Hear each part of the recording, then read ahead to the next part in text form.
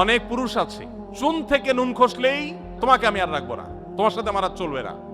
এর নাম হলো জাত ছোট লোক। আর কিছু মহিলা আছে সেম টাইপ, কিছু হইলেই গাট্টি বুসকা গোসা আমি চলে গেলাম বাপের বাড়ি, আর তোমার সংসার করব না। এটা হলো আরেক ছোট লোক। সাংসারিক জীবনে বহু কথা হবে। আমি সবসময় বলি ভাই, পারলে একটা সিমটি দিয়ে দিন, একটা ধাক্কা দিয়ে দিন। বেশি দিয়ে ফেললে এটা বিচার করা যাবে, কিন্তু তালাক মেরে বসে থাকবেন, এরপর এসে বলবেন হুজুর তালাক দিছি, কি করার আছে? কিচ্ছু লাভ হবে না।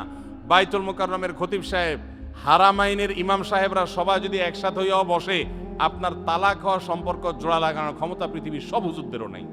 এই জন্য আল্লাহর ওয়াস্তে কথায় কথায় তালাক এটা উচ্চারণ করা বন্ধ করা ডেঞ্জারাস জিনিস। সালাতুন জিদ্দুহুন্না জিদ্দুন ওয়া হাজলুহুন্না জিদ্দুন, তিনটা বিষয় রসিকতা করলে যা হবে, সিরিয়াসলি করলে তা হবে, তার মধ্যে একটা হলো তালাক। ডেঞ্জারাস বিষয়। বহু মানুষ মাসালা জিজ্ঞাসা করতে এসে আমাদের কাছে চোখের পানি ফেলতে ফেলতে বুক ভাসি তারপরে গেছেন, কারণ এমন ভাবে তালাক দিয়েছেন যে সম্পর্ক শেষ হয়ে গেছে। আল্লাহর ওয়াস্তে স্বামী স্ত্রী ঝগড়া বিবাদে কখনো তালাকের কথা মুখে বলবেন না।